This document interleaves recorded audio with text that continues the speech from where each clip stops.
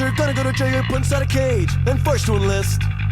Alright, we're here with Talon Hawkins in beautiful Temecula wine country, Southern California. As you can see in the background, he's got a really fun track, jumps to ride. How long have you had this set up? Dude, I've lived here as long as I've been born. My parents built this when I was a kid. As far as I remember, I've been here. So 22 years? Yeah, it's about 22 years, yeah. Yeah, there you go.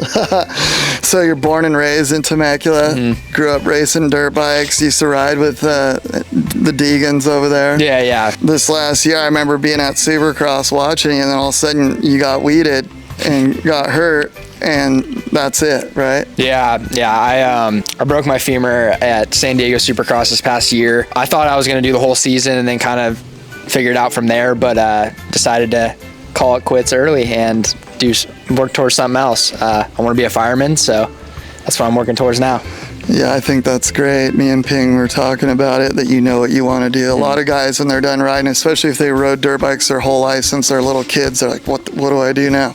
Yeah. Whereas if you have like something you're trying to do, and that's what you got, it's like you put the same focus into doing the next thing that you did with dirt bikes. Absolutely, yeah. I've got something to chase now. I feel like from being such a young kid, I chased being a pro motocross racer, but now I've fully set my sights towards being a fireman.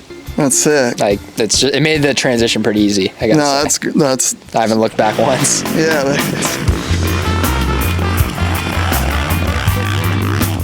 Fucking sick, dude. Oh yeah, get out of the white man. Oh yeah, get out of the white man. The white man call himself civilized. Cause he know how to take over. The white man come to pillage my village. I hit the shark fin, but I didn't hit like the other one. The new one. Yeah, the hip going up into the I corner. haven't hit that. Yeah, that looks sick. I can't wait to go film at that place. Dude, it looks insane. I think it's so gnarly because I'm 2 years older than him that he still does backflips and stuff. It's so fucking fun stuff. gnarly. You were telling me once dirt bikes became a job, it wasn't fun anymore.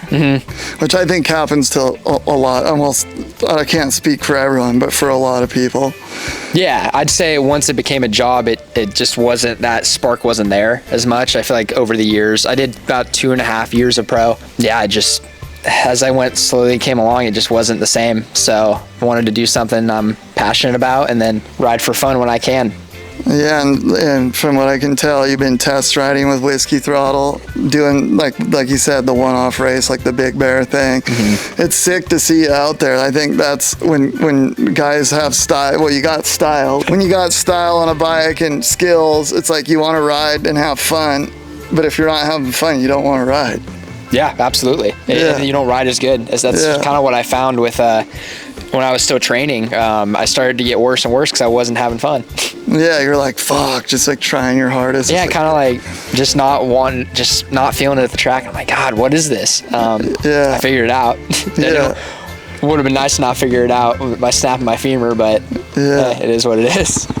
Season 2, episode 2. Obviously, we come correct. We learned from our past mistakes about, doing some less than stellar shit.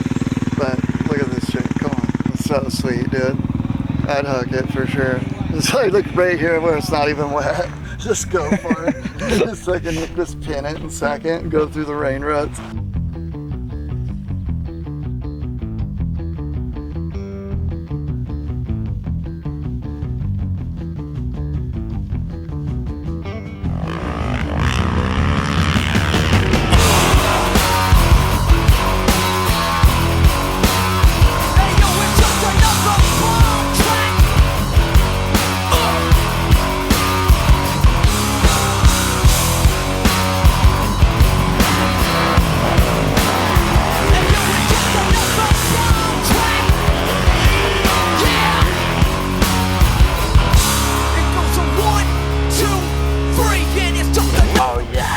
In the hospital, they gave me fentanyl. I was freaking. Oh, that's gnarly. Dude, I was like.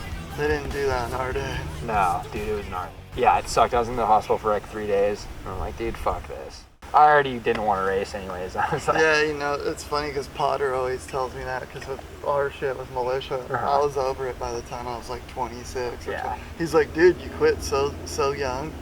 And I was like, same deal. I was like, I was just so burnt on it. I was like, well, this ain't fun at all. no, it's not fun doing it for a job. It's fun to do this shit. Yeah. I want to get a good, stable job, and then do this for fun when I can.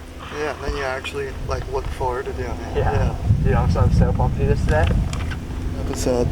Place is unreal, dude. Picturesque. Couldn't even imagine, dude, being a kid. Imagine just coming home from school or something and walking out and going, oh, I'm gonna gear up and ride my dirt bike. How fun. Yeah, I'm very blessed. My parents literally made a playground for me. Since I was a kid. We'd always be out riding pit bikes, building BMX jumps. I was always outside as a kid, doing something, whether it was summer, winter, like I was always outside. Did you snowboard? Yeah, during the winter I would do a snowboard. Not in the past few years because can't risk getting hurt. But yeah, I've always snowboarded.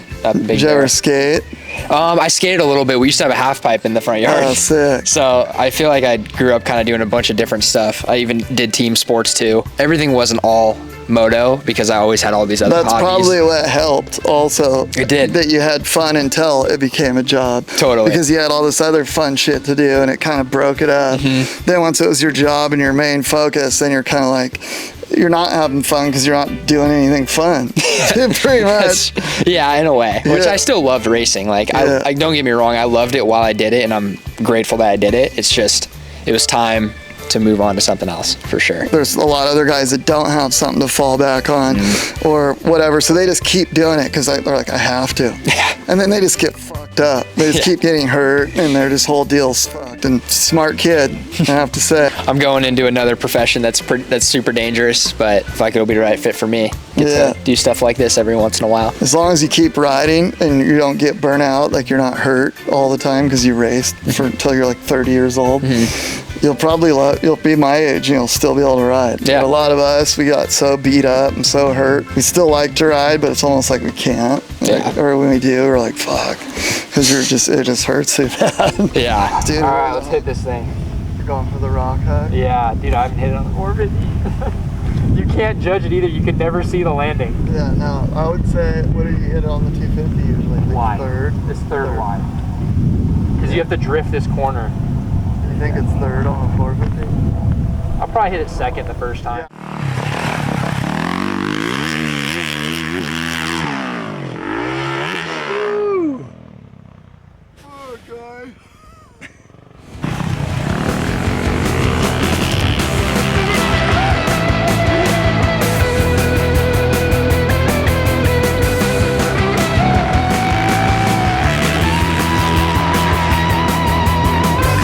She said I'll throw myself away.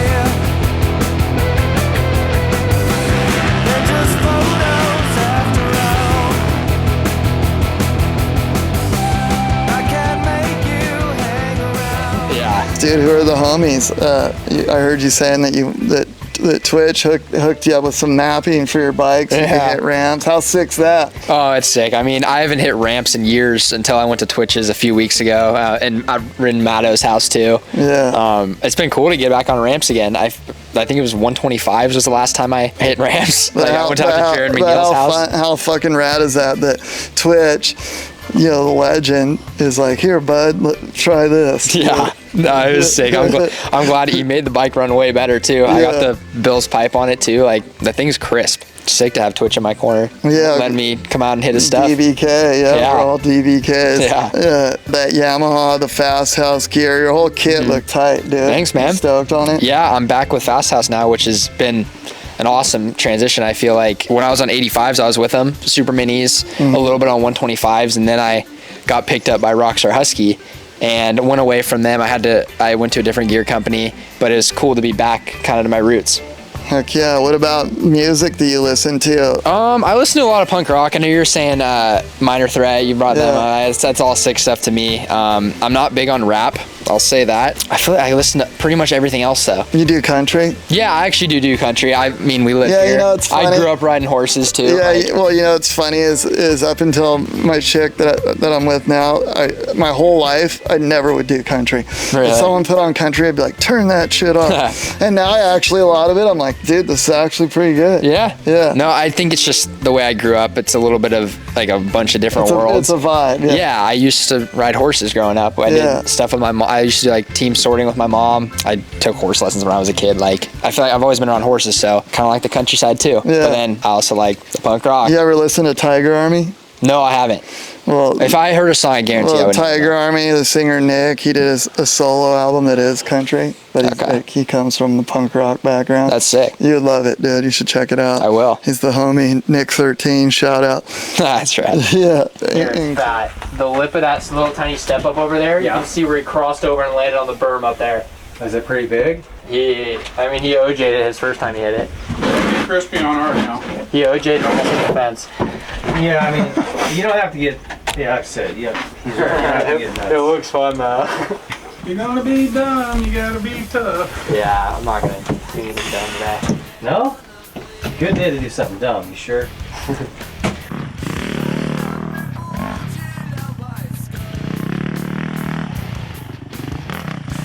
In line. Yeah, I think he wants to go for it. What do you think? That'd be sick.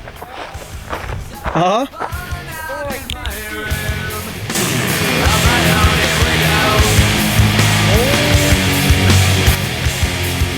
That's a lot easier than it looks. I did exactly what Tyler did.